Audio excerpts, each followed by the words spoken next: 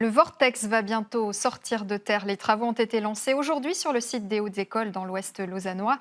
Le Vortex, c'est ce bâtiment géant tout en rondeur qui offrira près de 1000 nouveaux logements aux étudiants. Un bâtiment qui servira d'abord à accueillir le village des Jeux Olympiques de la jeunesse. On retrouve sur place François Eger. Bonsoir à tous, c'est évidemment un de ces moments hautement symboliques. Il y a ici des représentants des autorités locales, politiques, académiques et sportives pour ce premier trou du projet Vortex. Alors évidemment que ce minuscule trou n'a rien à voir avec le gigantisme du futur bâtiment Vortex, puisqu'imaginez-vous, ce bâtiment aura un diamètre de 140 mètres, il sera tout en rondeur et il ressemblera étrangement, vu de haut, à un anneau olympique. Il faut regarder là-bas. Monsieur Legan, bonjour, vous êtes le directeur général des JOJ 2020. Alors, début des travaux dans les temps, une situation centrale, un futur bâtiment extraordinaire, pas un centime de votre part. On croit rêver, on doit se pincer pour y croire. C'est magique, c'est la réalité, c'est fantastique ce qui se passe. Donc c'est un bâtiment qui est payé par la Caisse consulaire de Vaud et le canton de Vaud, qui est ici sur un site universitaire pour 1000 logements étudiants. Et on va être les premiers locataires, c'est magique. Alors comment est-ce que ce bâtiment va pouvoir se transformer finalement en village olympique alors que sa première destinée, c'est des logements pour étudiants ? En fait, le Vortex va être fait, il y a 8 étages. Je crois que les étages du haut seront tous des logements qui vont rester logements. Ils seront prêts, on va juste utiliser ce qu'il y a là. On va mettre quelques lits en plus dans les pièces où il y a de la place. Donc on passera à peu près à 1600-1700 lits qui va accueillir les athlètes et les coachs. Et puis le rez-de-chaussée sera aménagé avec un cabinet médical, avec une salle de repos, salle de fitness, de Wi-Fi, juste temporaire pour les Jeux. Sinon le reste, on va tout prendre ce qui existe. C'est un peu cette nouvelle philosophie des Jeux Olympiques d'avoir des bâtiments recyclables immédiatement et qui ne soient pas uniquement destinés aux Jeux Olympiques. Oui, alors puis ce bâtiment est un exemple typique, c'est un bâtiment Vortex rond. Moi je trouve que c'est par excellence l'emblème de l'agenda 2020 du CO, crédible, durable, jeunesse. Donc on fait quelque chose dont on a besoin et on l'exploite pour les Jeux. Et les Jeux sont juste un facilitateur, un accélérateur du projet. Donc c'est vraiment exceptionnel. Alors justement, ces Jeux vont se tenir entre Lausanne, Morges, la Vallée de Joux et les Alpes vaudoises. On fait le point sur l'état des lieux des sites de compétition avec Ziane Marot. Ils seront plus de 1200 athlètes de 15 à 18 ans à s'affronter lors des Jeux Olympiques d'hiver de la jeunesse. Et pour que tout soit prêt en 2020, il ne faut pas traîner. On a le plaisir de dire qu'on est dans les temps. On n'a encore une fois pas énormément de réserves. Par contre, on n'est pas seulement ici à faire le travail, on s'appuie sur la volonté des différents sites qui vont avoir une partie des Jeux pour qu'eux, ils développent leur projet. À la Vallée de Joux et au TUF, en France voisine, ce sera le ski nordique et le saut à ski.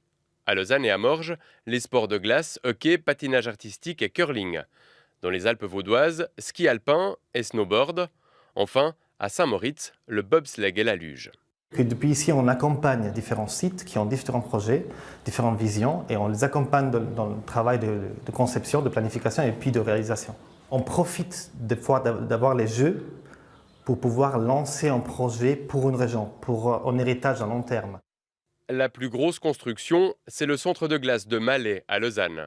Ailleurs, il s'agit plutôt d'adapter l'existant, comme ici à Morges qui doit accueillir le curling. Problème, la lumière du soleil ne doit pas pénétrer sur une piste olympique de curling. Mal à l'aise, la municipalité n'a pas souhaité s'exprimer.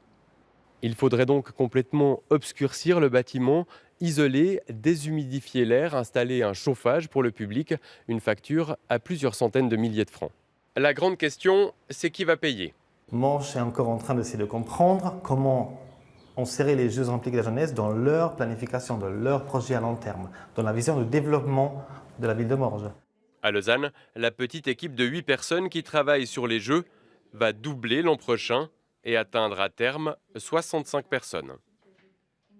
Monsieur le conseiller d'État, bonjour. Alors on le voit, les Jeux de la jeunesse avancent, les sites se préparent, mais vous n'êtes pas encore au bout de vos peines. Non, c'est la planification prévue jusqu'à la fin 2019, mais nous sommes en période d'une forte avancée ici, sur le site de Malais, dans les Alpes et dans le Jura. Tout cela est bien coordonné. Comment est-ce qu'est née cette idée d'un partenariat assez unique entre le bâtiment Vortex et les Jeux Olympiques de la jeunesse? Nous avons voulu réunir l'ensemble des acteurs susceptibles d'être intéressés par un projet comme celui-ci. Le monde universitaire, puisque c'est d'abord destiné à héberger les étudiants, le monde sportif avec les Jeux Olympiques, et puis la Caisse de pension de l'État, qui doit trouver une source de diversification de ses placements, et les recettes qui découleront de la location des appartements serviront à payer les retraites de la fonction publique. Et c'est une chance puisque l'État ne versera aucun centime à ce projet. Exactement, il n'y a que des gagnants, la Caisse de pension, les retraités, l'État de Vaud, le monde sportif et le monde universitaire. C'est un privilège pour les athlètes de se retrouver dans un bâtiment finalement neuf. C'est incontestable, le bâtiment il sera splendide, au bord du lac Léman, au milieu de la communauté universitaire, c'est donc fantastique.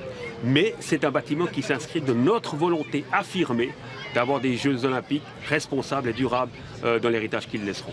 Dernière question, on connaissait très peu les JO de la jeunesse avant que Lausanne postule et gagne finalement ces Jeux-là. Est-ce que ça a véritablement le rayonnement qu'on attend? Alors j'ai pas l'ombre d'un doute que le rayonnement sera au rendez-vous. C'est une manifestation fantastique pour nos jeunes, pour les jeunes suisses, pour les jeunes des pays étrangers. Ils vivront ici, au centre de l'Europe, la passion que génère le sport. Projet dévisé à 175 millions de francs. Il devrait être terminé aux alentours de fin 2019. Si on n'est pas dans les temps, qu'est-ce qui se passe? On le sera. Merci beaucoup, M. Cossé-Dessa, et très bonne soirée à vous. Merci François, on vous retrouve demain.